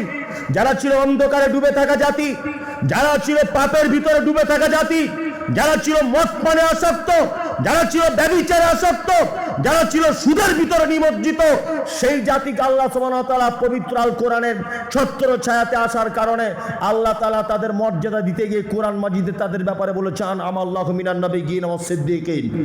তাদের নাম শুধু সাহাবী নয়, তাদের নাম সিদ্দিক। জান্নাতের সার্টিফিকেট পেয়েছে। অন্ধকারে ডুবে থাকা জাতি, যারা কোরআন এবং হাদিসের ছত্র ছায়াতে নিজেদেরকে সঁপে দিয়ে জান্নাতের সার্টিফিকেট পেয়েছে। পৃথিবীর ইতিহাসের সোনালী মানুষ হিসেবে তারা সার্টিফিকেট পেয়েছে। আর আজকে আমাদের ঘরে ঘরে কোরআন, মাদ্রাসা, মসজিদ, ঈদগাহ, আলেম ওলামা, তারপরেও আপনাকে পরিবর্তন করা যাচ্ছে না। আর আপনাকে এটা আমি ভেবে নিয়েছি কিয়ামত পর্যন্ত আর পরিবর্তন করা যাবে না। এরা তো সেই মুসলমান, এরা সেই মুসলমান কবর খুঁড়তে খুঁড়তে বিড়ি টানে। আপনাদের এই মুর্শিদাবাদে করে না? করে। দুইজন লোক কবর খুঁড়ছে, ফটিকের বাপ মরেছে, কবর খুঁড়ছে দুইজন লোক। ওই মাথাতে কোদাল ধরে আছে, এ মাথাতে। তা ও এক হাতে কোদাল দেশলাই ধরাতে পারছে না, তো এ কোদাল রেখে ধরিয়ে ওর মুখে দিচ্ছে, তুই টান। দুই বন্ধু মিলে বিড়ি টানছে আর কবর খুঁড়ছে। এ জাতিকে হাদিস কোরআন দিয়ে বোঝানো যায় যে জান্নাত জাহান্নাম এসব কিছু বোঝানো যাবে? এরা তো সেই মুসলমান। শুধু বলছে মমতাজ স্যার একটা কথা বলবো। আচ্ছা কি বলুন? তো বলছে শুক্রবারের দিন আমার বউ ভুল করে পেঁয়াজ দিয়েছিল, কাঁচা পেঁয়াজ, খেয়ে মসজিদে চলে গেলাম, নামাজ হবে। কি ফতোয়া হুজুর? আপনারা তো বলেছেন রসুন আর কাঁচা পেঁয়াজ খেলে মসজিদে যাওয়া যায় না জুম্মার দিন, তো আমি ভুল করে গিয়েছিলাম, হবে? হ্যাঁ হবে। ওর 12 লাখ টাকা ব্যাংকে জমা আছে, 33,000 টাকা সুদ হয়েছে। একবারও জিজ্ঞেস করছে না ওই টাকাটা কি করব, এটা জিজ্ঞেস করে না। ও টাকাটা মেরে দিয়েছে। মেরে দেওয়ার পরে আবার পেঁয়াজ আর রসুনের হাদিস জিজ্ঞেস করতে আসছে আমার কাছে। চাপকে পাছার চামড়া তুলে দিতে হবে। সস্তার হাদিস মানতে আসছে, সস্তার হাদিস। কাঁচা পেঁয়াজ আর রসুনের হাদিস জিজ্ঞেস করতে আসছে। কি বলছি বুঝতে পারছেন না? অবাক করে ব্যাপার। আর নদিয়াতে জলসা করছি, তো একটা লোক চিঠি পাঠিয়েছে, আর আমি তো প্রশ্নের উত্তর দিতে পারি না, কারণ আমার জ্ঞান অল্প।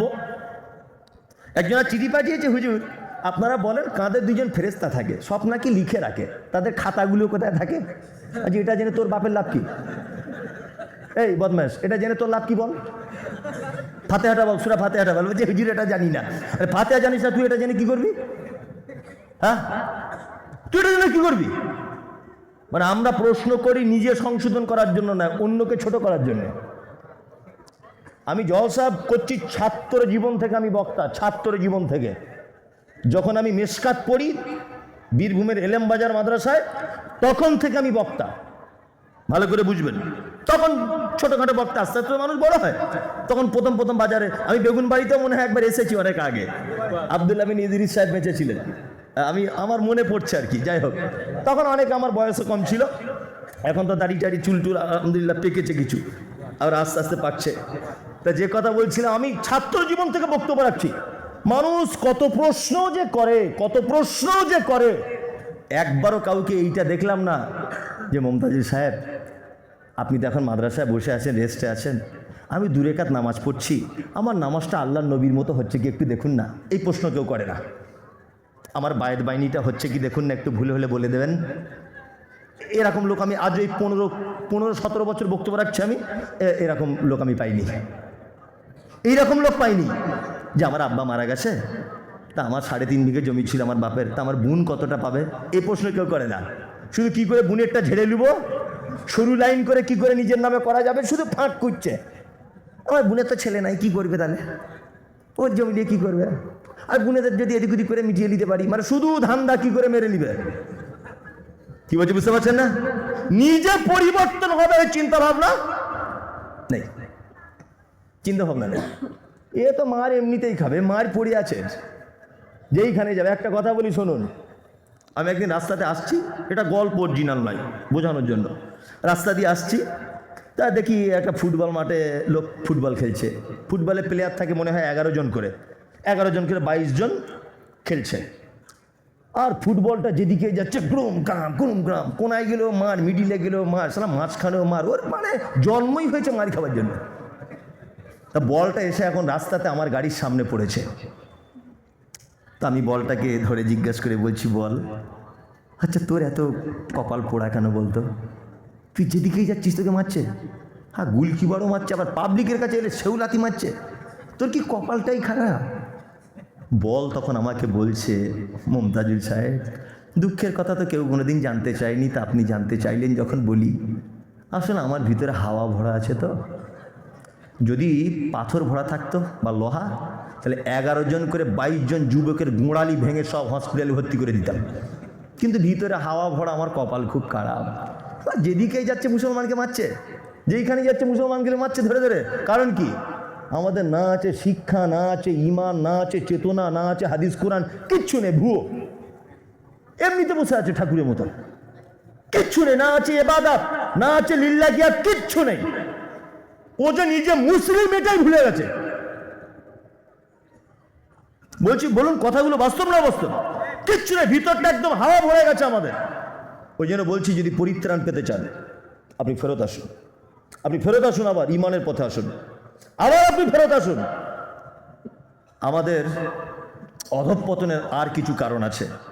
এই 3টে কারণ এবার গুরুত্বপূর্ণ, খুব মনোযোগ দিয়ে শুনবেন, খুব মনোযোগ দিয়ে শোনার অনুরোধ করছি আপনাদেরকে।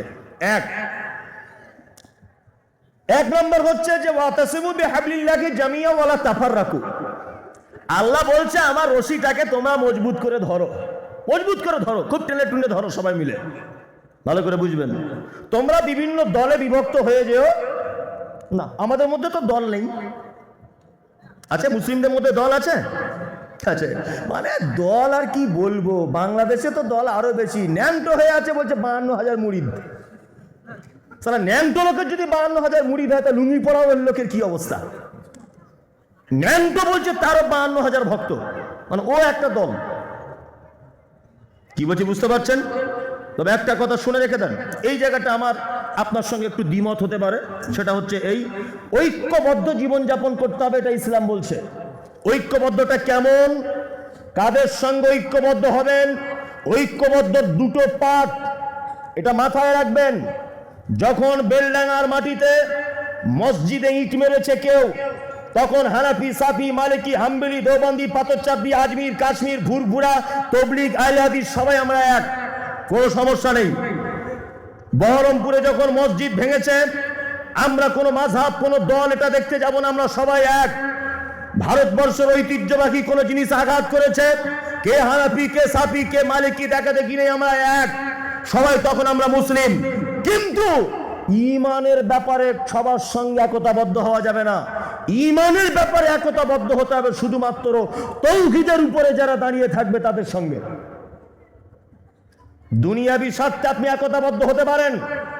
আমি মমতাজুল ইসলাম বলছি, আমি আজমির শরীফ মানি না, কিন্তু আজমিরে যদি কোনোদিন আঘাত করে, আমি মমতাজুল সবার আগে লাইনে থাকবো, ইনশাল্লাহ সবার আগে থাকবো। ভালো করে বুঝতে হবে একটা জিনিস, যে যখন জাতির কোনো বিষয়ে ক্ষতি করার চিন্তা ভাবনা করবে, তখন সেটা আমি ভালো চোখে কখনোই দেখবো না। অবশ্যই তখন ঐক্যবদ্ধভাবে আমরা ময়দানে নামবো, কোনো সমস্যা নেই। কিন্তু ঈমানের ব্যাপারে ঐক্যবদ্ধ সবার সাথে চলবে না। ঈমানের ব্যাপারে ঐক্যবদ্ধ জীবন যাপন করতে হবে শুধুমাত্র তাওহীদের উপরে যারা দাঁড়িয়ে থাকবে তাদের সঙ্গে, আর কারোর সাথে আমরা একতাবদ্ধ হব না। ঈমানের ব্যাপারে একতাবদ্ধ জীবন যাপন করতে হবে। দুই, আল্লাহ তাআলা তারপরে আবার বলছেন, ওয়াসলিহু যাতা বাইনিকুম আতিউল্লাহ ওয়ার রাসূল ইন কুনতুম মুমিনিন।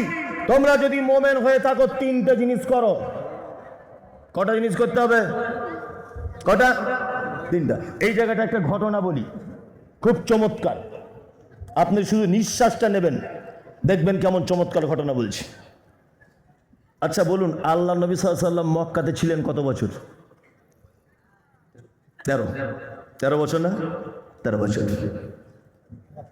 মক্কায়, আর মদিনায় 10 বছর, তাই তো? মক্কাতে থাকা অবস্থাতে তিনি যে অত্যাচারের শিকার হয়েছেন, সুবহানাল্লাহ।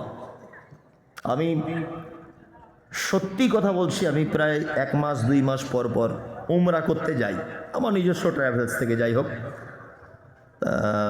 এই 1 মাস আগে বেলডাঙ্গারও 2-3 জন ছিল আমার সঙ্গে। তা আমি যখন তায়েফে যাই, তায়েফে বিশেষ করে, তখন হাজি সাহেবরা থাকলে ভালো বুঝবেন, সত্যি চোখে পানি আসার মতো ব্যাপার। তায়েফ কেমন? সুবহানাল্লাহ। আল্লাহ নবী সাল্লাল্লাহু আলাইহি ওয়াসাল্লামের চাচা মারা গেলেন, খাদিজাতুল কুবরা রাদিয়াল্লাহু তাআলা আনহা মারা গেলেন। আল্লাহ রসুল একা হয়ে গেলেন, একা, সাপোর্ট করার মতো কেউ নেই। তিনি চিন্তা ভাবনা করলেন, মক্কাতে তো অত্যাচার খুব, তা একবার তায়েফের দিকে যাই। তা তায়েফে গেলেন আল্লাহ রসুল ইসলামের দাওয়াত দিতে। প্রথমে তায়েফের যারা লিডার, বড় বড় নেতা, তাদের বাড়িতে গেলেন, ইসলামের দাওয়াত দিলেন। ইসলামের দাওয়াত তো দিল না, তারা নিল না, বরং বাচ্চা ছেলেদেরকে লেলিয়ে দিয়ে আল্লাহ নবী সাল্লাল্লাহু আলাইহি ওয়াসাল্লামকে এত মারা হলো, রক্তাক্ত অবস্থায় আল্লাহ রসুল সাল্লাল্লাহু আলাইহি ওয়াসাল্লাম একটি খাজুর বাগানে আশ্রয় নিলেন। সেই খাজুরের বাগানে একজন ইহুদি বালক, তার নাম আব্দাস। এই বালকটি এসে বলছেন যে, আপনি তো নবী। তা বলছে, আমি নবী, তুমি কি করে বুঝলে? ছেলেটা তখন বলছেন, আমি ইউনুস আলাইহিস সালামের দেশের মানুষ, উনিও নবী, ওনার চরিত্র, ওনার আখলাক দেখে আপনার সঙ্গে অনেকটা মিলে যাচ্ছে, তাই মনে হলো আপনি নবী। এই তায়েফে সেই আঙ্গুরের বাগানটা আজও আছে। বাচ্চা ছেলেটা আঙ্গুরের একটু শরবত আল্লাহ রসুলকে পান করালেন, বিস্তারিত ঘটনা। যাই হোক, আজও আঙ্গুরের বাগানটা আছে, হাজি সাহেবরা গেলে দেখতে পাবেন, আজও আছে। 2, ওই আঙ্গুরের বাগানের পাশেই মসজিদ আব্দাস নামক একটা মসজিদও তৈরি করা আছে। ওইখান থেকে চলে এলেন আল্লাহ নবী সাল্লাল্লাহু আলাইহি ওয়াসাল্লাম। মসজিদে মোহাম্মদ বলে একটা মসজিদ ওখানে নির্মাণ করা আছে, 1400 বছর আগে আল্লাহ নবী সাল্লাল্লাহু আলাইহি ওয়াসাল্লাম নিজে হাতে নির্মাণ করেছিলেন। আর সঙ্গে ছিলেন কে? পালিত পুত্র জায়েদ।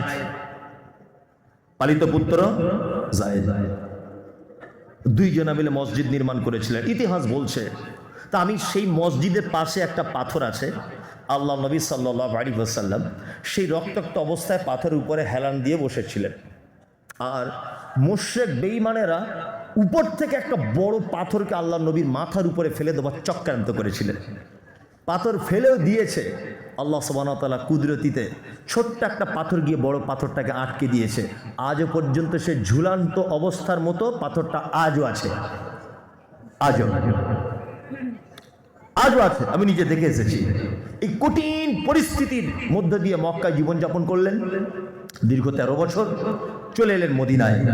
মদিনায় এসে সর্বপ্রথম যুদ্ধ যেটা হয়েছিল, যুদ্ধ, তার নাম কি? কে বলতে পারবেন? কি ইসলামের প্রথম যুদ্ধ হয়েছিল তার নাম কি? বদর। বদর কি? বদর কত হিজরিতে? 2 হিজরিতে। 2 কত? 2 হিজরিতে। এখানে একটা গুরুত্বপূর্ণ কথা বলছি। মুসলিম সৈন্য ছিল কত? 313। বেঈমান মুশরিকেরা ছিল কত? 1000। মুসলিম সৈন্য শহীদ হয়েছিল কত? 14 জন। ভালো করে বুঝবেন, এই যুদ্ধতে আল্লাহ নবী সাল্লাল্লাহু আলাইহি ওয়াসাল্লাম জয়লাভ করেছিলেন। ভালো করে বুঝুন, জয়লাভ করার পর বেঈমান মুশরিকরা যখন ময়দান ছেড়ে দিয়ে চলে গেল, তখন তাদের ফেলে যাওয়া মালগুলো সাহাবীগণ এক জায়গায় জমা করলেন। ইতিহাসটা বুঝুন। নিয়ে এক জায়গায় জমা করার পরে সাহাবীদের ভিতরে মতবিরোধ হলো। কিছু কিছু সাহাবী বলছেন এই মালগুলো আমাদের, আবার কিছু কিছু সাহাবী বলছেন এগুলো আমাদের। এই নিয়ে তখন বিবাদ শুরু হলো। তখন 2 দল সাহাবী আল্লাহর নবীকে এসে বলছেন, আল্লাহর নবী, আসলে যুদ্ধের মালগুলো কাদের, আপনি বিচার করে দেন। আল্লাহ নবী সাল্লাল্লাহু আলাইহি ওয়াসাল্লাম কোনো কথা বলতে পারতেন? তিনি গায়েব জানতেন? গায়েব জানতেন আল্লাহ রাসূল? জানতেন না। ওমা ইয়ামতিকু আনিল হাওয়া ইন হুয়া ইল্লা ওয়াহয়ি ইউহা। আল্লাহ যেটা ওহী করতেন সেটা তিনি জানতেন। বিচারের ফয়সালা হচ্ছে না, নবীজির কাছে এসেছেন, আল্লাহ নবী কিছু বলতে পারছেন না, সঙ্গে সঙ্গে কোরআনের আয়াত অবতীর্ণ হলো, ইয়াসআলুনাকা আনিল আনফাল। নবী, আপনাকে যুদ্ধের মাল সম্পর্কে জিজ্ঞাসা করা হচ্ছে, আপনি বলুন, কুলিল আনফালু লিল্লাহি ওয়ার রাসূল। এই মাল আল্লাহ এবং তার রাসূলের। ফাত্তাকুল্লাহ, আল্লাহকে ভয় করো। ওয়াসরিহু যাতা বাইনিকুম, আল্লাহ ট্রেনিং দিচ্ছেন আগামী দিনে কি করে বিজয় লাভ করবে। আল্লাহ আগামী দিনে বিজয় লাভ করার ব্যাপারে ট্রেনিং দিতে গিয়ে বলছেন, ওয়াসরিহু যাতা বাইনিকুম, এই ইমানদারেরা, আপোষের ভিতরে মারামারি ঝগড়া করিও না। আতিউল্লাহ, আল্লাহর আনুগত্য করো, ওয়া আতিউর রাসূল, আর রাসূলের আনুগত্য করো, ইন কুনতুম মুমিনিন, যদি তোমরা মুমিন হও। আল্লাহ সুবহানাহু ওয়া তাআলা ঐক্য বিনষ্ট না হওয়ার জন্য ট্রেনিং দিলেন 3টে। এক হচ্ছে আপোষের ভিতরে লড়াই করা চলবে না। কিন্তু বর্তমান বড় দুঃখের পরিতাপের বিষয়, ঘর মে আগ লাগি হ্যায় ঘর হি কি চিরাগ সে। বাড়িতে আগুন লেগেছে বাড়ির বাতিতে। কি বলছি বুঝতে পারছেন? সারা ভারতবর্ষে যত মুসলমানদের বিপর্যয় এসেছে, এই সমস্ত বিপর্যয়ের পিছনে কিছু নামধারী মুসলিমদের ইন্ধনের কারণে মুসলিমরা বিপদে পড়েছে। মুসলিমরা বিপদে পড়েছে নিজেদের কারণে। দেখুন, সলমান রুশদি ইসলামের ক্ষতি করেছে, করেছে না? ইসলামের ক্ষতি করেছে কারা? ওই যে তসলিমা নাসরিন, মুসলিম নয়? ওই তো মুহাম্মদ সাল্লাল্লাহু আলাইহি ওয়াসাল্লামের বিরুদ্ধে প্রথমে বই লিখেছে।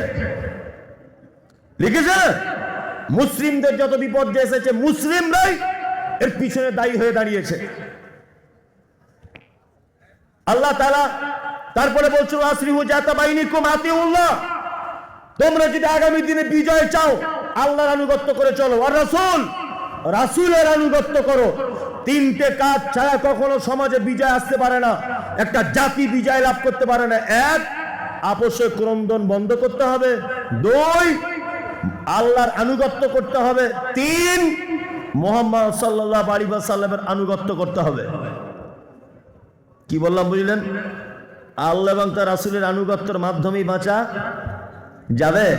আল্লাহর নবী ওই জন্য বলেছেন, তারাকতু ফীকুম আমরাইন, আমি তোমাদের মাঝে 2টো জিনিস ছেড়ে গেলাম। 1, আল্লাহর কিতাব আর সুন্নাতে রাসূল। মানুষ যতদিন পর্যন্ত এই 2টো জিনিস আঁকড়ে ধরে থাকবে, ততদিন পর্যন্ত এদেরকে কেউ কোনো ক্ষতি করতে পারবে না। জাতির উদ্দেশ্যে যদি বলতে চান, তাহলে আমি বলবো জাতির উদ্দেশ্যে ওটা করার প্রয়োজন নেই। জাতির উদ্দেশ্যে শিক্ষা প্রতিষ্ঠান হোক, হসপিটাল হোক। বেলডাঙ্গার একজন মহিলা প্রেগনেন্ট, একজন মহিলাকে অপারেশন করতে হবে, তাকে বেলডাঙ্গা হসপিটাল নিয়ে গেলেই বলবে বহরমপুর নিয়ে যাওয়া, না কলকাতায়। ভালো করে বুঝবেন, বেলডাঙ্গাতে এইটার দরকার, আগে একটা বড় হসপিটাল হোক। আর আমার বক্তব্য হচ্ছে, বাবরি মসজিদ যদি হয় তা বেলডাঙ্গাতে হবে কেন? যেখানে 75% মুসলিম বসবাস করে, এখানে বাবরি মসজিদ করতে হবে কেন? বাবরি মসজিদ যদি করো তাহলে শিলিগুড়িতে গিয়ে করো, দেখি কেমন। শিলিগুড়িতে গিয়ে করো। এইখানে 70% মুসলিম বলে এদেরকে নিয়ে ফুটবলের মতো লাড়াচাড়া করা হচ্ছে। যেখানে 2% মুসলিম, তারা কি করবে? মুর্শিদাবাদের 70% 60% মানুষ পরিযায়ী শ্রমিক, তারা বিদেশে কাজ করে, বাইরে ঘাটে কাজ করে। এখানে যখনই বাবরি মসজিদ হবে তারা অন্য ধর্মের মানুষদের ঠিকাদারি করে, তাদের পাছার চামড়া তুলে দেবে মুর্শিদাবাদ নাম শুনলে। তখন কে বাঁচাবে? কে বাঁচাবে তখন বলুন? অলরেডি শুরু হয়ে গেছে। এই যে বিজেপির একজন নেতা বহরমপুরে বলেছেন, আজকে বিবৃতি দিয়েছেন রাম মন্দির হবে। কাটরা মসজিদ আমরা ঠেকাতে পেরেছি বলুন? কাটরা মসজিদের ইতিহাস আপনারা পড়েছেন, ঠেকানো গেছে না। বাবরি মসজিদ আমরা ঠেকাতে পেরেছি না। ওয়াকফ সম্পত্তি আন্দোলন করে, রাস্তা অবরোধ করে ঠেকাতে পেরেছি? পারিনি। সরকারের বিরোধিতা করে প্রকাশ্যভাবে কোনোদিন কোনো কাজে জয়লাভ করা সম্ভব নয়। যদি বলছেন তাহলে অন্যায়কে সাপোর্ট করবেন আপনি, আমি অন্যায়কে সাপোর্ট করি না। তবে একটা কথা বলছি, জাতিকে নিয়ে, আবেগ নিয়ে খেলা করবেন না। জাতির আবেগকে নিয়ে খেলা করবেন না। বেলডাঙ্গাতে অজস্র মসজিদ পড়ে আছে যেখানে ফজরে 3 জন নামাজি। পৃথিবীতে 3টে মসজিদে নামাজ পড়লে নেকি বেশি হয়। 3টে মসজিদে। কাবাতে নামাজ পড়লে নেকি বেশি হয় 2 রেকাতে 1 লক্ষ রেকাত। মসজিদে নববীতে নেকি বেশি হয়, মসজিদে আকসাতে নেকি বেশি হয়। আর পৃথিবীর কোন মসজিদে নামাজ পড়লে নেকি বেশি হয় না। কোন মসজিদে নামাজ পড়লে, বাবরি মসজিদে নামাজ পড়লে যে নাকি, বেগুন বাড়ির টিনের মসজিদে একই নাকি, একই নাকি। তাহলে আমার জাতির জন্য যেটা উপকার, আমার জাতির যেটা কল্যাণ হবে সেটা করতে হবে। 5 মিনিটের ইবাদত জন্য অনেক অজস্র মসজিদ পড়ে আছে কেন? অজস্র মসজিদ পড়ে নেই। এমন একটা স্কুল তৈরি করা হোক যেখানে ডাক্তার জাকির নায়কের মতো ছাত্র বার হবে। আমাদের মেয়েরা আজকে বোরকা পরে, হিজাব পরে স্কুলে যেতে পারছে না। এরকম একটা উন্নত মানের পরিকাঠামোর স্কুল তৈরি করা হোক। ব্যাপারগুলো ভাববেন, আবেগে গা ভাসিয়ে চলবেন না। মাথায় রাখবেন, কাটরা মসজিদে অজস্র মুসলিমদের গর্দান কেটে গেছে। বাবরি মসজিদ ঠেকাতে গিয়ে অজস্র মুসলিমদের গর্দান চলে গেছে। ভাববেন আপনারা যে আমরা বাবরি মসজিদ ঠেকাতে পারিনি। আজও পর্যন্ত আপনাদের কাটরা মসজিদ নামাজ পড়তে পারে না মুসলিমরা, পারে? আজও পর্যন্ত বন্ধ। ওয়াকফ সম্পত্তির জন্য আমরা রক্ত দিয়েছি রাস্তাতে, কলকাতার রাজপথে। আমি মুমতাজুল ইসলাম নিজে ফার্স্ট কাতারে ছিলাম। আমার বক্তব্য হয়তো আপনারা কলকাতা থেকে শুনেছেন। ওয়াকফ সম্পত্তি আমরা টেকাতে পেরেছি বলুন? পেরেছি?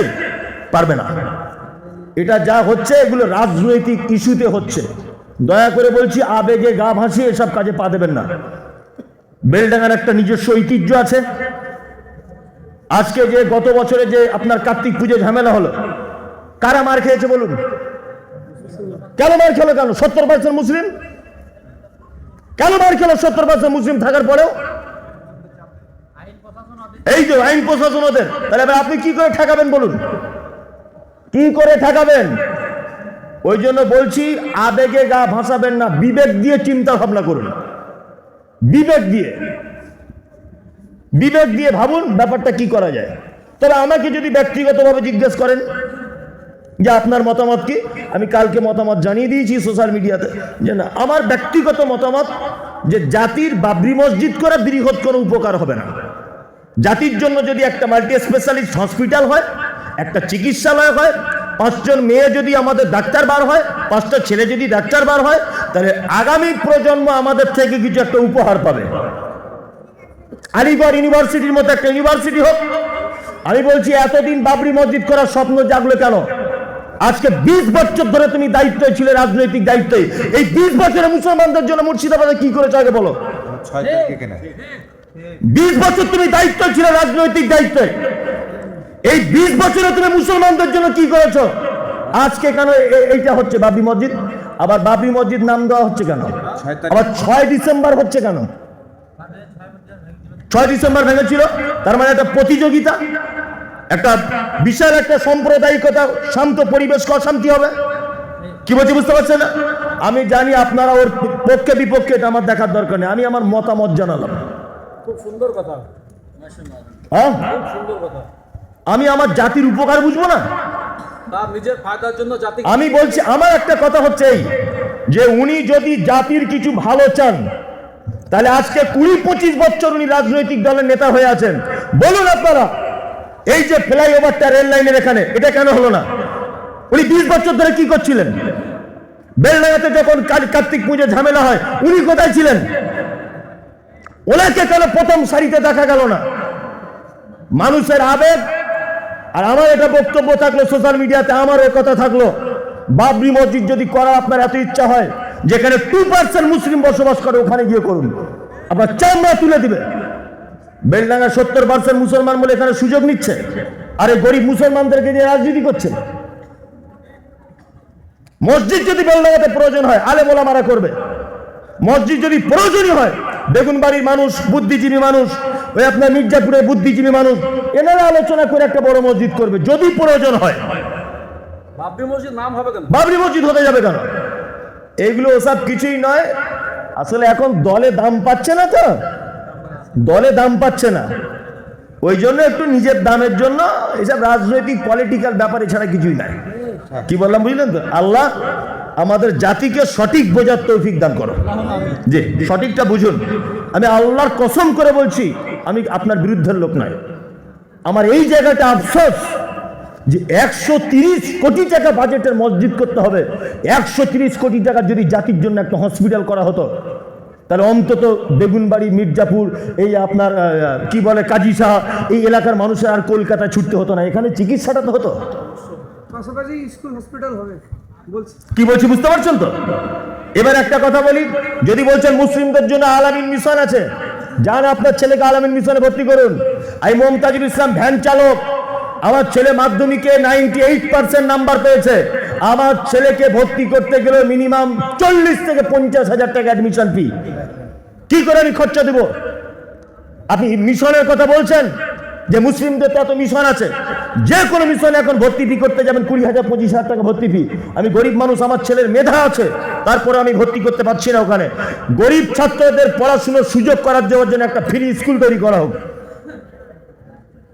যে সমস্ত ছাত্রদের মেধা রয়েছে, তারা ফ্রিতে যাতে চিকিৎসক হতে পারে, ফ্রিতে তারা ইঞ্জিনিয়ার হতে পারে, এই সুযোগ করে দেওয়ার অনুরোধ থাকলো।